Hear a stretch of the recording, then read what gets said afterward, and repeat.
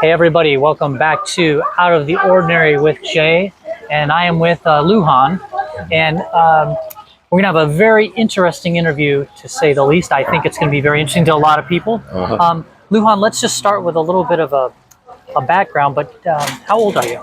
I'm 77. 77. Yeah, over the hill. What is considered over the hill exactly? I don't know. Like, what's the hill? Is it 50? Is it 40? Is it 70? I think they've been raising it lately. Okay. Inflation. Okay, but you're gonna claim it. You're saying you're over. I'm fine. Okay. Well, so for those of you that are watching this and not just listening to it on a podcast, you're going to notice that Luhan here is wearing a dress and has a purse that he's got here. And so I don't like labels, but is there a label that's close? Like my mind just goes, because I'm very naive in this, but my mind just goes right to like cross-dresser. Well, Like, what is? actually, that's as close as you can get. Okay. I could go into a little background. Sure. I used to cross-dress. I joined a support group in Phoenix. But at that time, we were all trying to pass as women.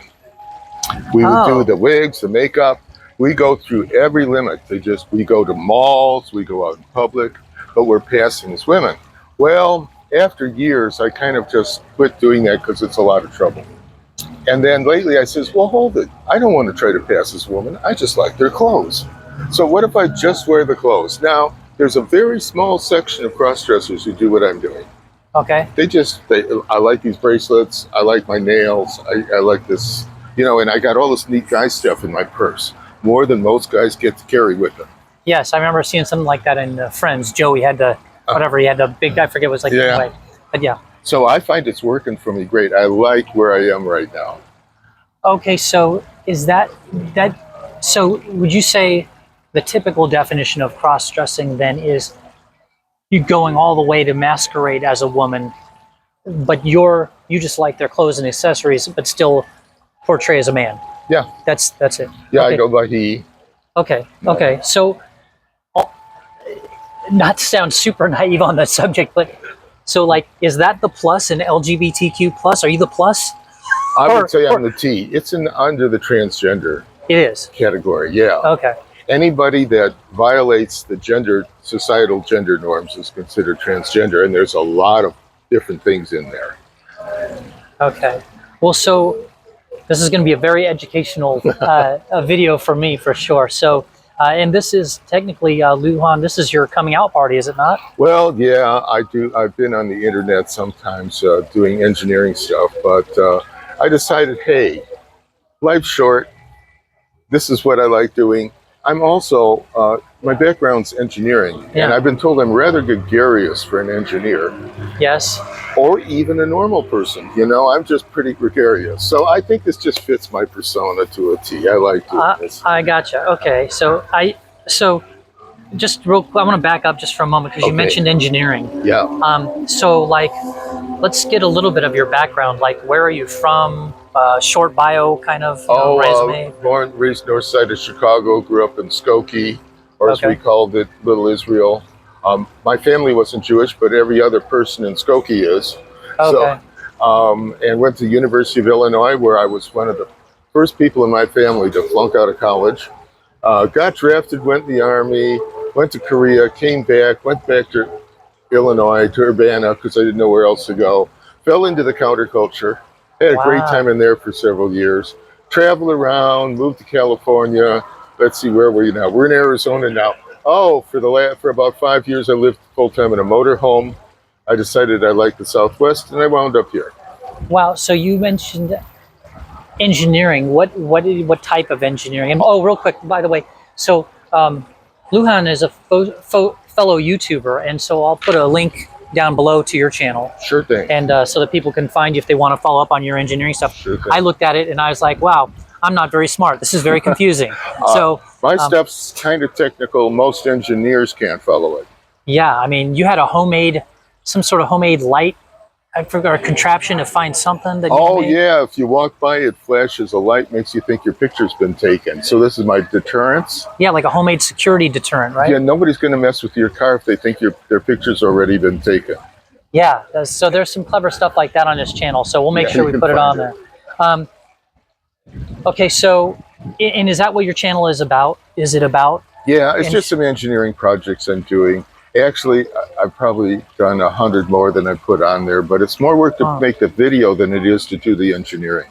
That I believe. It looked to me from like, I only looked at a few of them, but it looked kind of like a homebrew style, homemade, stuff you can engineer with just, cheap or common parts type of stuff. Oh, yeah. Is that kind of it? Sure. In fact, I like to make small, cheap things with the parts. The one that does the flashes, I think, got less than $10 worth of parts in it. Wow. So the biggest question that kind of comes to my mind, and I'll get into it even in more detail later, but like, why do you do this? Now, that's a great question. Okay. And here's the answer. Okay. Because I like to. Because you like to. Yeah. Now, that's as good as answer as any. That sounds a bit unsatisfying, but the real question is this. In a culture that tells men should do this and women should do this, and you don't cross that line, and here's what you get to do if you're on this side. Right. I'm breaking the rules. Oh, and so that's the real question. So you're a rule breaker. I'm breaking the rules, which is why, here's the thing, it all has to do with culture. Cultures set these rules, and we internalize those. That's where we get our sense of reality. Mm-hmm. When I was growing up, I thought something was wrong if you were gay, because that's what the culture embedded in me. Right. When our culture changed, then all of a sudden the reality changed. So me and my transgender friends and my gay and lesbian friends are all dealing with the same thing. The conflict isn't with our culture. The conflict's with ourselves. We've internalized cultural values from when we were very young. And now we find, hold it, I'm gay, or I'm trans, or I'm cross-dresser. And that's the battle. And when you win that battle, it's amazing how little problem the rest of the world is most of the time. So are you saying, I don't want to put words in your mouth at all, but I'm trying to clarify this. Are you saying that because culture has progressed in a way, or far enough in a way that people should be less concerned about other people and more concerned about their own selves?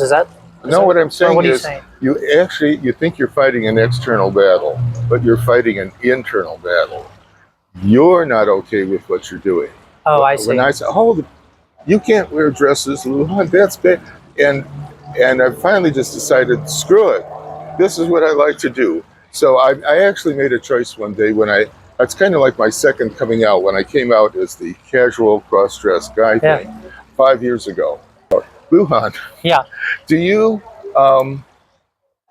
like wearing dresses? Well, yeah, I do. Well, are other people trying to tell you you can't do that? Well, yes, they are. Well, what are you going to do? Screw it, I'm going out. So I just walked out. Dressed. Wow. Not been a problem. So the other question I was thinking of is like, so how long have you been or felt this way? I'm trying to remember how far back it goes. Like all the other trans people of various ilks, it goes back to like 4 or 5 years old. Oh, so young. Yeah, I can remember. And what was that like? What was that like at like 5 years old? Like, why do you say 5 years old? What made you think that? It was strange because when I'd see very strong, attractive women on TV, it did something to me. And I didn't know, I had no context for it. I just knew there's something there. There's something almost like a personal power thing that I felt compelled, instead of just feeling attracted because it was a very fit or attractive or strong woman, right? It was a feeling of almost identity, like kinship. Yeah. Interesting. Okay. And so what does so a long time, let's say at 5, that'd be 77, that's 72 years of feeling that way. That's a long time. Okay. So what does cross-dressing mean to you personally, or does it mean like? Well, now, in a way, I'm not transgender. Okay. Why? Because I'm just a male. I was a male before, I'm a male now. I like to do guy stuff. That's why I carry a laser, instead of makeup or something. Right. And, but there's this thing about the culture controlling us that I really object to. So my affinity with the transgender community and the gay lesbian community and all kinds of other people into different things is, don't let the culture limit your life. In other words, you're a free person in a supposedly free country, and if you do it, you can go out and be yourself. Right. So in addition to just something you like, it's sort of like, I don't want to say making a statement, but kind of. It is, if I go out and somebody sees me in the store, and by the way, about 10% of guys that are heterosexual are cross-dressers, but it's very secretive. They Oh, don't wow. want it. They can't. Sometimes their wife knows. Sometimes they don't know. It's very hidden. It's very paranoid.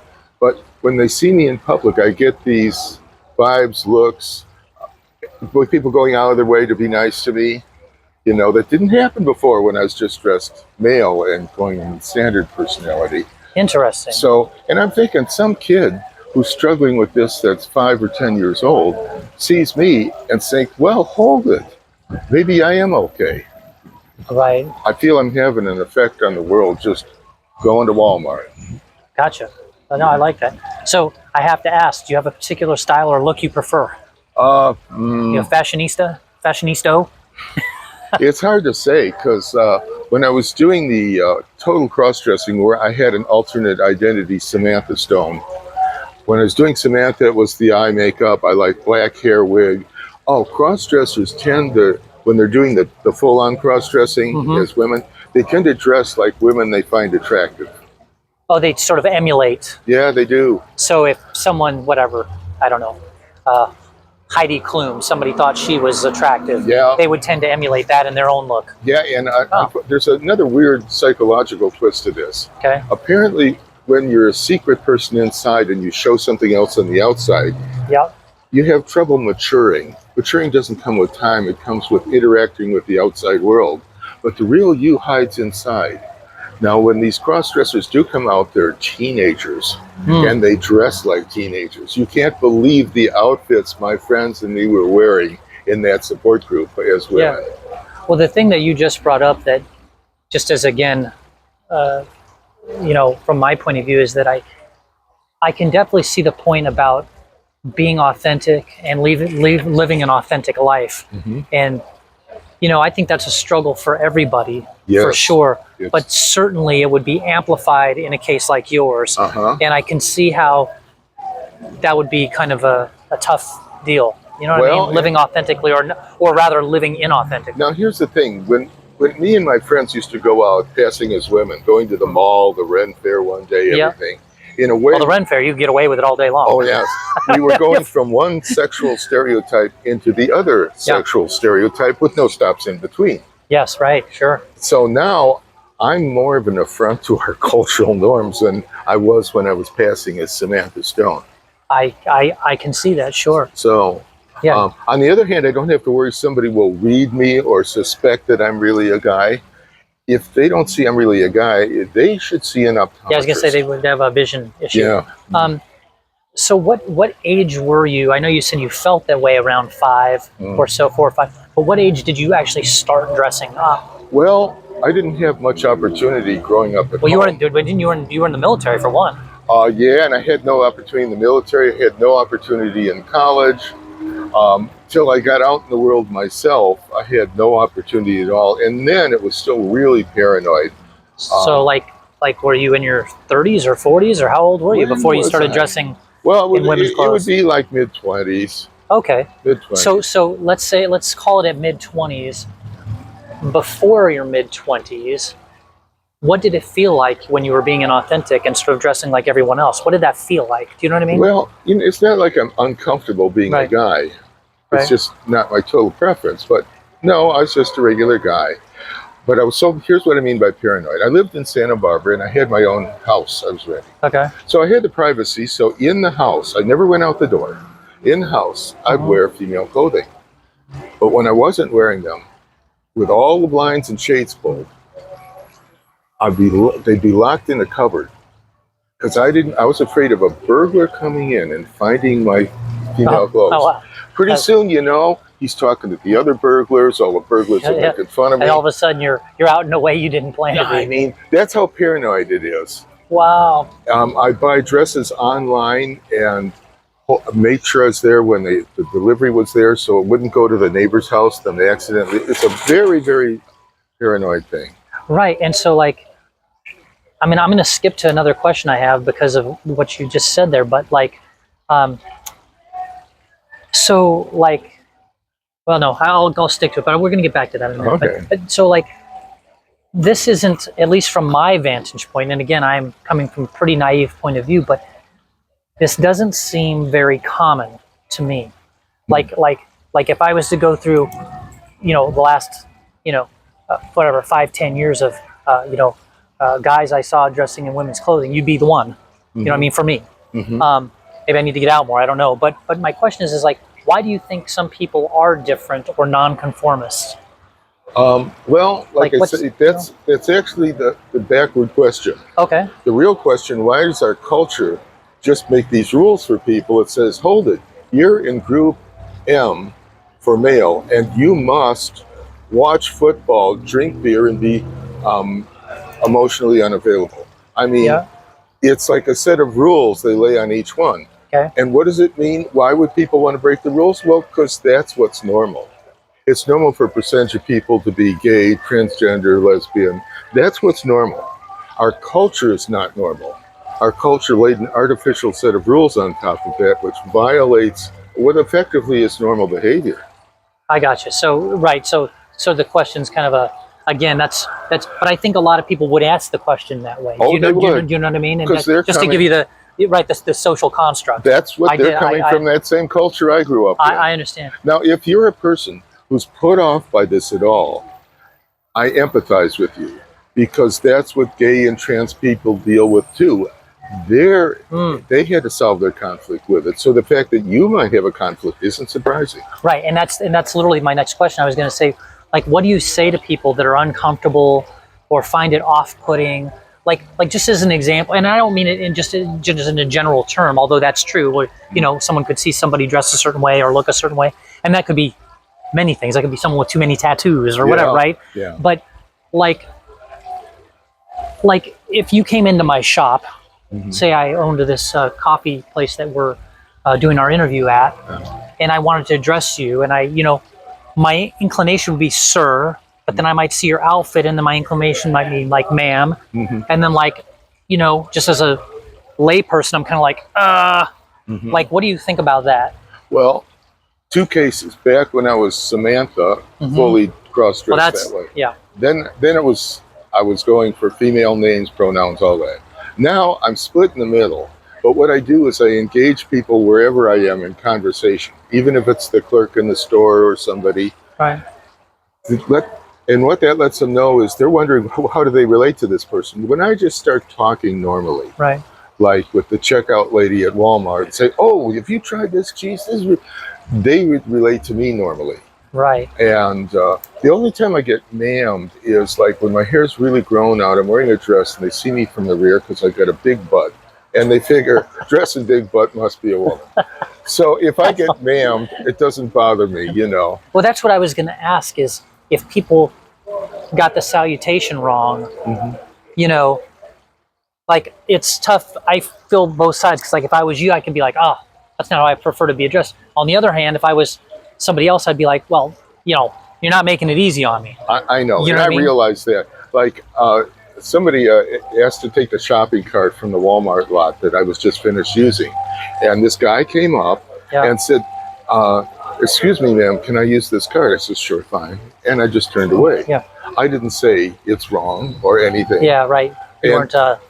I realize the position I'm putting some other people in. I almost feel like an ad hoc ambassador for the trans community.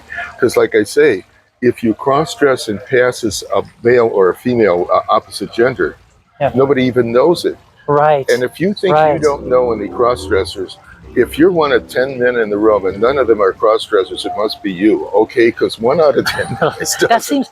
Is that really the percentage? That seems like a lot. Well, now, it's hard to get... I remember little kids, you'd put your mom's stuff on. Are you counting the...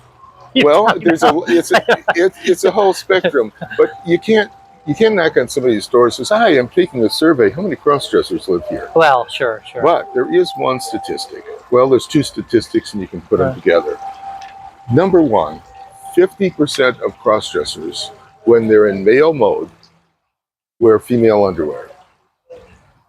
Well, we would never know that. I mean, you would not know that, except in traffic accidents. 1 out of Oh 20, my gosh, that's crazy. 20 men in traffic accidents are found wearing women's underwear. Well, if half of them do it and 1 out of 20 in the accident, that leaves 1 out of 10 altogether. Okay, so for you cross-dressers out there that don't want to be caught, make sure you're wearing the right underwear when you drive. Your mother says wear clean underwear. Well, where I don't know. I don't even know where to go with this one, but that was funny. Okay, that was good. No, that's good. I didn't know that. I was wondering though, because like that just seems like a lot to me. Because like if you would ask me, like if I know 1 in 10, I'm like I could grab 10 of my friends.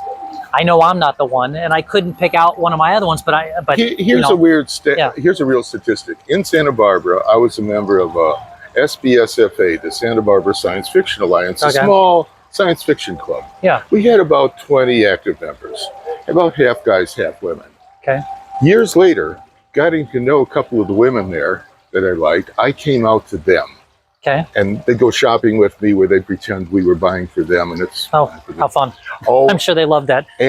But when I first came out to one of them, they two looked at each other, and I didn't find out till weeks later why that look was there. I was the 4th guy they found out about in that group. Okay. See, my initial thought would have been that they would have been thinking like, okay, we got to give this guy mad props for being so clever with this whole pickup shtick. He's going us to go shopping with him. The guy's a genius.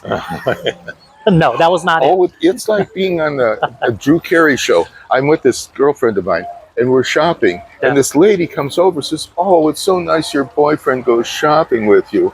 Wow. And she'll go and try something on, come out, and I may give approval. But and all of them say, "Well, I'm just doing you a favor, you know." And every single time, get back to my place, they have to see me try it on. That was something. There you go. Okay. And you are too happy to oblige. Oh, that's right. Yeah. So, what do you wish that more people that like they don't understand about you, or why it's important to you to do this, or why should we know? Why is it important for people to know? Well, I think we're all under the gun, especially men today. Mm-hmm. When women could wear pants, first of all, it was the end of Western civilization. Yeah, that's true. There's a lot of used to that. It's a lot of pantsuits going on. Now, women get the variation in how they dress, and then it's so restrictive. I actually refer to it as guys have to dress like Farmer John goes to Walmart. Okay. Yeah, they sell a lot of Duluth pants. It's like they wear only certain types of shirts, only certain types of jeans, and it's a real narrow box. And I've talked to guys who said, I wish I could do what you're doing. They're actually feeling the pinch. Oh. So, we talked about it repressive to women, but it's also repressive to men. I never thought about that. Originally, I just thought clothing for men was made simple because we're simple-minded. It's real basic. But then I was thinking about it as you mentioned this. I get the idea of this spectrum. Yeah. It's like kind of this clicking for me because I have a couple friends of mine that they love to get dressed up like nice, fancy clothes, nice shoes, nice whatever. Like I find that just no thanks, it's too much work, right? Yeah. So I could see how there's like this line that kind of goes in a, you know what I mean? Yeah. So I get that. See, I feel I'm fighting a battle not just for trans and gay people or whatever, but for just about everybody. I mean, if you choose, you like to wear this, you like the gender you were born, okay, fine. Are you some secret ambassador for like an Italian designer or something? Is that where this is going? Oh, my Opening up new markets? There was some movie I was watching, and all the women, it's all these fabrics, all these styles, all these materials, all this variety. And the men, because it was a fancy routine, were all dressed like penguins. I mean, they all wore exactly the same thing. That's it. Jeez. Yeah, not standing out. So, and I know a lot of this stuff is just stuff you already have heard and stuff before, but like, hopefully this is not too loud. We got a fire engine coming by, but like, from my standpoint, then again, this is my standpoint. Okay. But I think a lot of other people share this sort of viewpoint. It just seems so much easier just to conform to societal norms. And in many respects it is. Mm-hmm. So this must be like really important to you, or even existential, right? Or like, is it rewarding? It must be rewarding in some way. Well, it's rewarding in a lot of ways now, because once you get over it, see, we had this expression in the transgender support groups here called getting over it. And what that meant is every time you went to a meeting, you got over it a little more, because we got our own little reality bubble going in there. And you're no longer weird when you're in that meeting. Going shopping, are you there, go shopping and buy stuff for yourself. Every time I did that, It took me about 2 years. Oh, wow. And they said that was the fastest they'd ever seen anybody do it. Wow. But once you're over it, you're not vulnerable anymore. Right. Look at Dennis Rodman. Yes, right. There's a great example, or an example. There's an example. Dennis Rodman, does he shy about it, showing up in a wedding dress to a parade? No, he likes it. No, so this is what so that brings me to my next thing is like, so is it tough? Has it been tough? I mean, my point is like, I just look at all these other interviews I do with other people, one of the common elements is, life's not very easy all the time. Yeah. And so like, this is adding like another kind of a big layer, at least from my vantage point. And so like, is it tough? Has it been tough? Like, what do you think about that? It's a big lump to overcome, but the most interesting people I've known are people who've overcome adversity of one type or another. Yeah, that's a fair point. Sure. That's a fair point. Sure. There's a lot of people in one way or another. It could be race, could be ethnicity, could be religion. Oh, it could be anything. I mean, and could be gender. It could be a business that fell apart and went bankrupt. It could be a relationship that went south. That there's a million reasons that people have to fight back. Now, if you know them while they're still struggling, they're not fun. Because they're in the middle. Yeah, they're in the middle of hell. But once they're through it, they're great people. So, is there anything that's in particular that's been sort of the hardest thing over all these years for you to maybe not necessarily even from a societal, from people, not being, but for your own, just to get over one of the hardest points I had when I moved to town here, I was living out in Quartzsite in a motorhome, but I was driving to town. What could be harder than that? Driving to Quartzsite once a month for a support group for cross-dressers. And I remember the first time I walked into this place, it was downtown next to the Gay and Lesbian Center. Okay. And I'm in the parking lot. I'm total guy mode because I've never been out, in a dress. Yeah. And I go in, I finally walk in the door, and this lady looks at me and says, "Oh, your group's next door." She somehow knew I was a cross-dresser. So I go in next door and I walk in, and these people, mostly dressed female, come and start talking to me. There's no hazing in cross-dressers because you've already proven yourself. Once you walk through that door, you have made a statement that I'm one of you. So I remember me and two other guys were sitting in the back row in male clothing. And all of a sudden, when the meeting starts up, and I'd already talked to several people, but the meeting starts up, I just started to freak out. Literally, my legs wanted to run out the door. And I started to stand up. And I remember thinking, this is the damn freak show. I'm not like this. And for one of the few times in my mind, almost a voice came into my head. I swear it's happened. It said, "Sit down and shut up. You're exactly like these people." So I sat down. Wow. And by the next couple of meetings, I started coming dressed and getting part of the group. That would have been a big moment. It's a very you wouldn't know how diverse these people are. I like it. It's like an airline disaster movie. You see all these people getting on the airplane, and there's the Cub Scout and the businessman and the worried mother-in-law, whatever. Yeah. And then the plane's in trouble, and they all have to deal with each other and that. Right. That's what a cross-dress group is like. We're from all the politics, all the nationalities, everything, and we have this one thing in common, and that's what we deal with. So we're a flying disaster is what we are. Right. Well, so, it just seems like that would, just anything, again, that's not routine. Again, I always go back to life's already hard enough. Yeah. And then you've had this extra layer, which in my view is a pretty big layer. Yeah. That it just, anyway, so it's something that you've overcome or not over, or been more authentic to yourself. Especially the transgenders, and that when I actually live as the other gender, their push, for a man to be female is stronger than the average woman because they have to go completely across that bridge from one to the other. The ones I know are more female than most genetic females I know. And the same for the guys. I had dinner one night, one of our times out at a restaurant, 2 female to male transgenders sitting across from me, 2 guys. And when you talk to them, you're talking to a guy. And they seem like some of the nicest guys I ever met because they're just happy being guys. And it's amazing because, they don't have to go through surgery or anything. What they do, they might have their breasts removed, but once they go on hormones, they grow facial hair and their voice deepens. They don't have any trouble passing as men. Oh, I They see. can pass within 2 weeks. Wow. Okay. So what's when you go to these groups that you've been a member of, both in courtside and here and wherever, like what would give me an age range of who's in this group? I mean, you got to be at the higher end at 77, I would imagine, right? 18 and up, because we can't have members under 18. Okay, so of the like, how many would be, like I'm trying to figure out the demographics of your group in there. Like, let's say there's 100 people.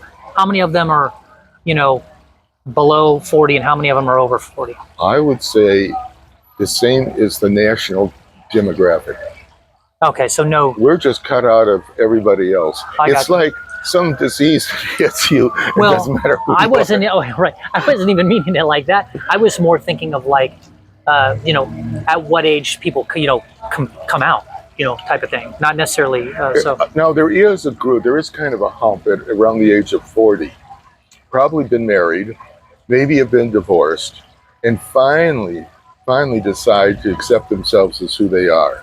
So there is kind of a bunch in there. I see.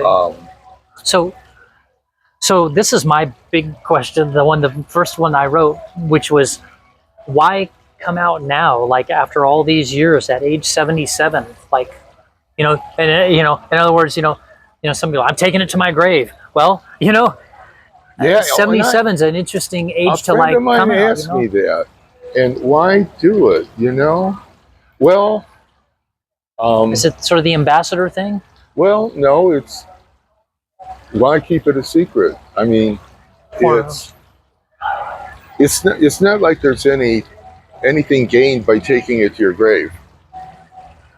True. So, no, I don't know. For me, it started to add up. Look, we have transgender legislators and people on TV personalities. When I came out, like this is 5 years ago, walking out the door in a skirt and a t-shirt and a purse, a lot had already been done by other people. I see. And I actually, even that first day out, I went to Walmart and Fry's, and I think I went to Harbor Freight. I wasn't totally unknown. I had a category to step into. Do you feel sort of like an obligation to be out there to like represent sort of a minority group? Well, or no? Here's the thing. I'm just doing it because I like to do it. Okay. Bottom line, hey, who's going to tell me? If my attitude is, if somebody, maybe I should answer this. There's a question that came up before. What about if people have trouble with it? Well, there's 2 cases. One of them has trouble with it and says, look, this really makes me feel weird. And I try to be sympathetic with them. And I says, yeah, but you can only yell surprise once. You see me a few more times, it thanks so much for me. That's one case. Yeah. The other case is they're saying, I'm wrong. This is wrong. You shouldn't do that. No, I'm not too nice to those people, Right. Well, usually when people are being attacked, they don't usually do well. So, I mean, that's kind of normal human nature. I'm rather confrontational. I've had to learn to be nice with people. So, my attitude toward those people is, what's the matter, you? Okay. So, what do you expect? Do friends and family already know, or what do you think the reaction is going to be to this video for those that don't know? Oh, well, all my family knows, because the first time I came out as Samantha, that's like 20 years ago now. Okay. I emailed everybody on my email list and simply said, I'm tired of keeping track of who knows and who doesn't, so now you all know. So your boss and 5 coworkers were probably like, what is this email?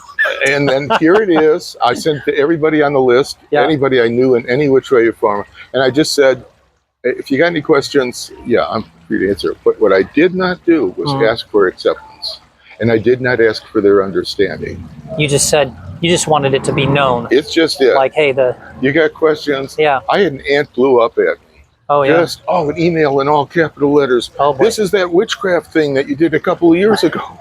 Oh, and then the next day she says, I don't know why I was so upset. Oh, wow. It's closed. What the hell? Yeah, I'm not sure what stirs people in anything generally. So I don't know about your aunt there. Was there any other pushback, or? Oh, I guess I got 4 brothers, and they all took it to various degrees. Were you nerve-wracked when you were sending it or drafting it before you sent it out, or No, I just nah. it's about time? I'd already been in support group for a year, Oh, and that okay. does a lot for you. Hmm. You know how our culture has a reality? We'll see the support group has a different reality. And just like our cultural reality embeds in you, so does going to these groups. Every I time see. I went to a meeting, it just kept getting easier and easier and easier. Because in there was nothing wrong with us. Righteous. So at some point, what I'm hearing, if I want to get this right, is that it became less necessary to be brave. It just was something you would just do. Oh, well, Is that no, kind of, or no? I don't. I mean, I still got some shorts and something, and I might do it if I'm doing some work around the yard or something. Yeah. But, oh no, I'm way more comfortable in this. There's all the fabrics, all the colors. It's so convenient. Like this. See, this is a one-piece outfit. I don't have any underwear requirements, to put it bluntly. So I'm out the door. I don't know if we're going to edit that out. Okay. I definitely want to edit it out, but it's going to be good videos. I just have to leave that in. It's this way during COVID. Wow. Since I have what amounts to a bunch of onesies to wear, all I had to do was soak them in a washstand and hang them to dry in the shower. I didn't have to go to the laundromat. So when we weren't going out at all, trying to be, Right. And so there's all kinds of handy damn things about it. So now it's about convenience, is it? It's a lot about I I see. just love it. I see. So I was going to ask you, though, we dabbled on this earlier, and we're down to the last couple of questions, but, do you get, or have you been treated differently out, living your everyday life, like at restaurants, shopping, the bank, a job? That was the big fear I had. Yeah. When I Because that would be a big fear, I would think. came out this time. Look, I'm an EST graduate. You old enough to remember EST? I don't know what that is, no. It was a self-improvement seminar which was psychologically brutal but helped a lot of people. Okay. They'd go for this weekend and I'll do all kinds of weird things. Anyway, I was a graduate of that. And now I forget where I'm going. What was that question? Oh, no, just you get treated differently out and about, living your everyday life, well, restaurant, shopping, bank, I've job. done a lot to get out of my shyness and everything and get comfortable with people. Mm-hmm. So I was comfortable in stores and any place. I could walk in any place and be pretty discomfort. I can see that. Am I going to give this all up if I do this? Is this going to put a wedge between me and other people? Well, it hasn't. Right. So the fact that you really didn't lose much and did gain something made it easier. Also, I mentioned lesbians. Yeah. Well, here's the thing. A lot of men do have certain fantasies about lesbians. It's a twofer or whatever. I've never heard of this. What are you talking about?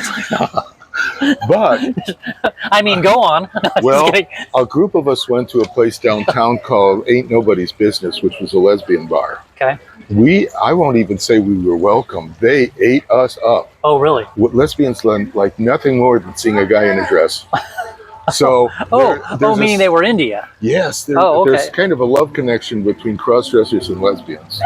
Okay. Let's think of the possibilities. Okay. Okay, so there's a dating tip out there. Yes, really. I think that's where this is going. Mm-hmm. Okay, Luhan, last question for you. If there's one message you could share with everyone, kind of in closing here, what do you got? Anything? Yeah, there's a quote: "Be yourself. Everyone else is taken." Be yourself. Everyone else is taken. Yeah. That's a beautiful way to end this.